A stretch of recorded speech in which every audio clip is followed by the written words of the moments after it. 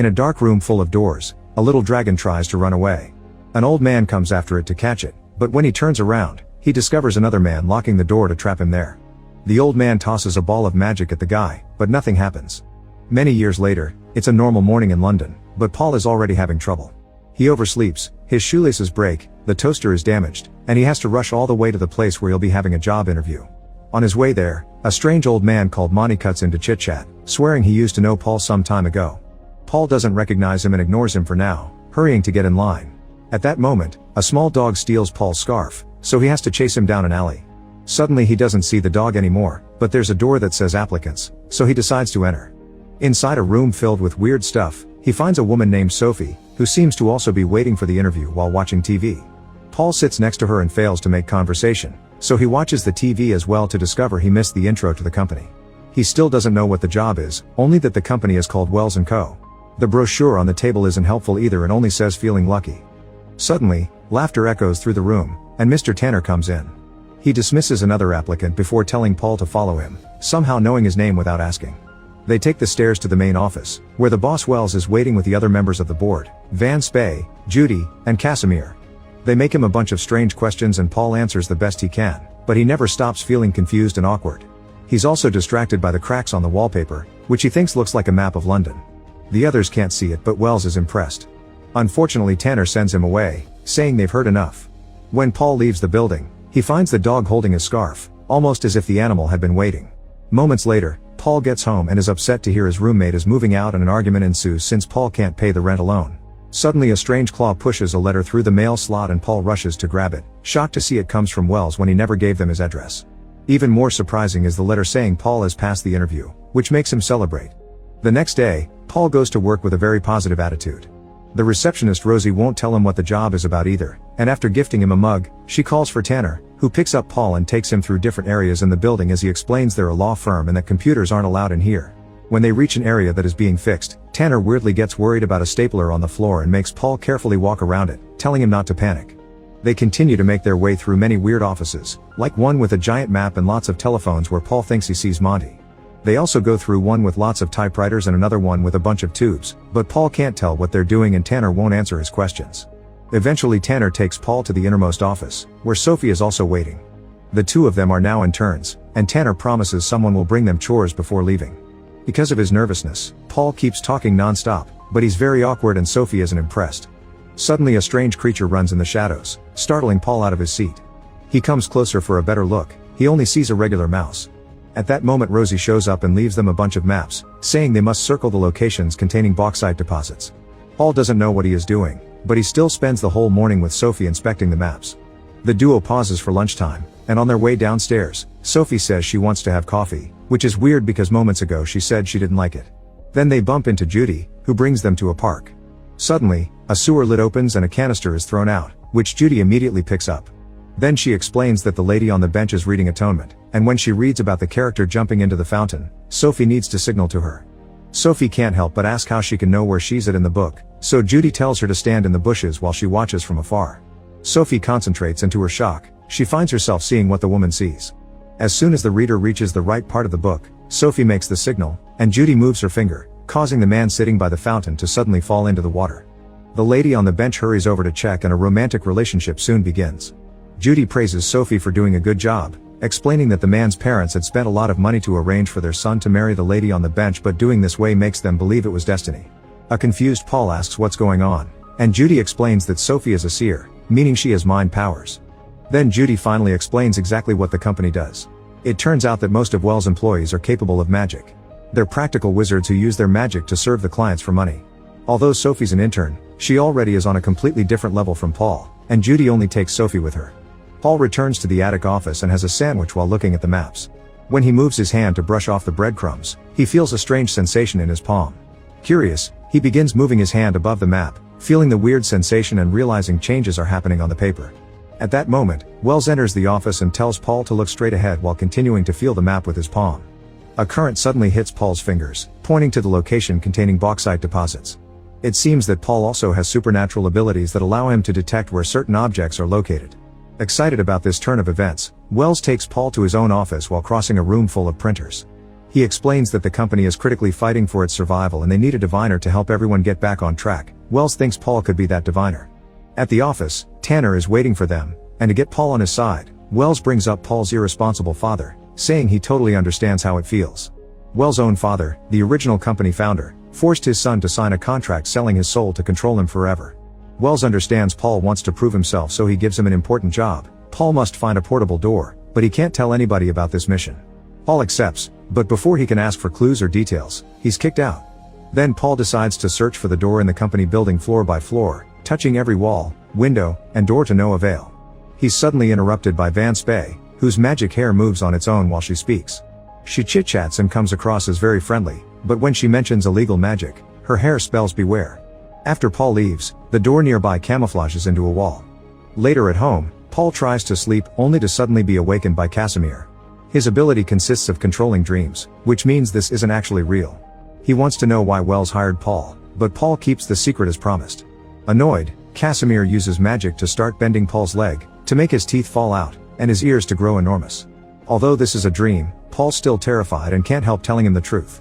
Casimir explains that the portable door could open the Bank of the Dead and gets ready to leave. Paul for a moment thinks he's waking up, but this is still a dream and he's knocked down. The next day, Sophie comes to work to find Rosie giving kisses to a stapler. Meanwhile, Paul continues searching around the company building and sees the words Bank of the Dead with an arrow spelled on the floor with stapler fasteners. Following the arrow's direction, Paul goes downstairs, and his hands quickly react to the energy on the walls, revealing some amazing artwork. Eventually he finds a dimly lit basement and a roll-up door with a message saying goblins only. Paul opens the door anyway, but inside there's just an ordinary storeroom. Before he can inspect it thoroughly, Tanner shows up and kicks him out, saying he isn't allowed in there and advising Paul to quit before something horrible happens to him. In the meantime, Sophie continues to work with Judy, who keeps getting messages from the hands coming out of the sewers. Judy explains those hands belong to goblins, who have been working with wizards for years and are capable to watch humans undetected. For today's mission, Judy makes Sophie sign a lost pet in a store so the owner can reunite with her cousin in a few days. This lost dog turns out to be a picture of the dog with Paul's scarf. Back to Paul, he continues to search the building to no avail. When he returns to his office, he finds Tanner arguing with Sophie over some trouble with her contract. It's now time to go home, and on their way out, Sophie can't help stopping to eat a bunch of licorice even though she said before that she hated it. Suddenly she starts to feel disgusted, and Paul takes her to a pub to have a drink and cleanse her mouth. They chat for a while only to end in an argument about who is doing better at the office. The next day, Paul bumps into Casimir at work, but the man acts as if they're seeing each other for the first time since the interview. Afterward, Paul takes the stairs and bumps into Monty, who admits he distracted Paul on purpose the other day so he would take this company's interview instead of his original one.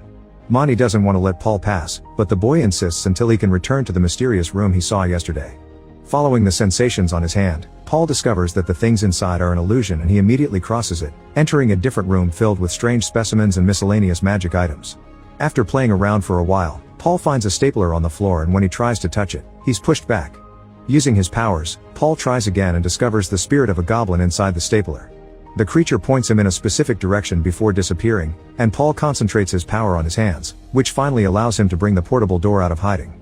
Curious, Paul goes through the door, and the moment he closes it, the portable door turns into a towel and he appears in another section of the building. Paul hears voices coming from an office and peeks inside to discover Wells talking about Paul's father and the disappearance of the company's former boss. It's revealed that Wells is trafficking human souls and using the company's employees as test subjects. Once they sign a soul contract, they would completely lose their sense of self, and Wells' next target is Sophie, which explains the change in her taste lately. To make matters worse, the rest of the board members don't know about this, and everyone's badges have special surveillance devices on them. Paul realizes that he can't give the portable door to them, so he picks up the towel and after a few failed tries to use it, he reads the instructions on the label. By reciting a spell and the destination, one could teleport anywhere. To test it, Paul mentions the supermarket, and when he walks through he suddenly finds himself in the supermarket's freezer.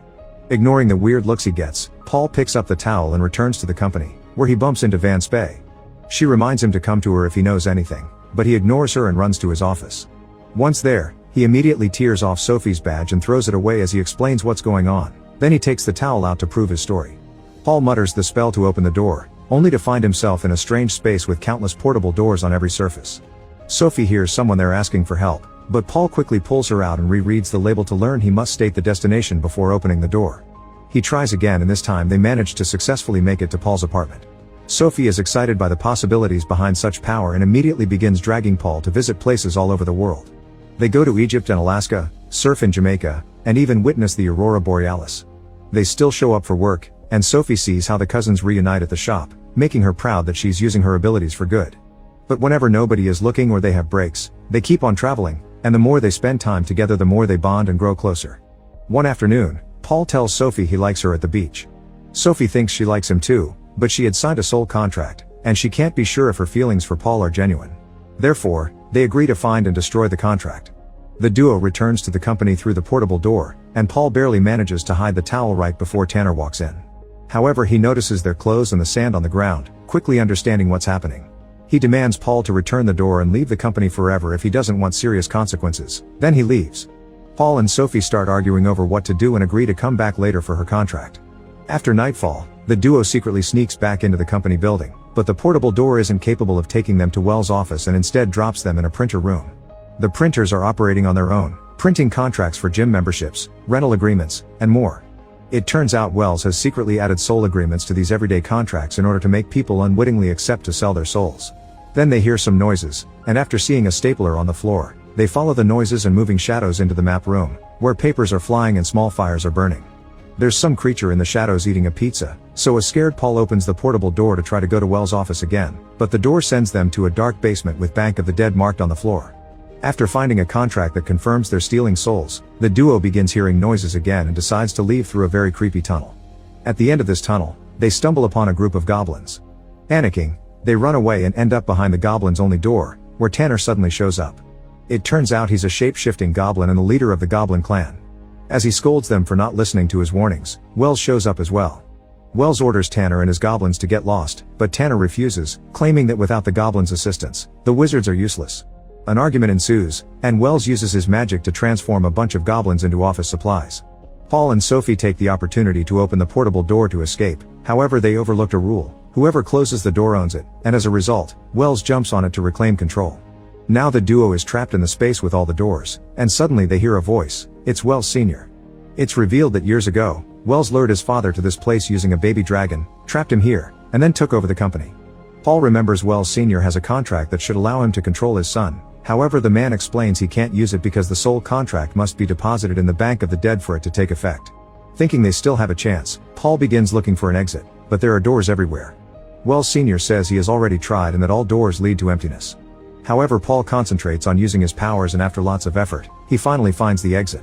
They come out on the streets, and an excited Wells Sr. takes them back to the company, where he begins making plans. He asks Paul to take Wells' contract to the bank while he goes to confront his evil son and Rosie goes to pick up her husband. The group rushes downstairs, where the goblins are moving all the soul contracts away. Wells Sr. immediately finds his son to begin a fierce battle during which they exchange dozens of magic attacks, destroying the room around them and causing the goblins to panic.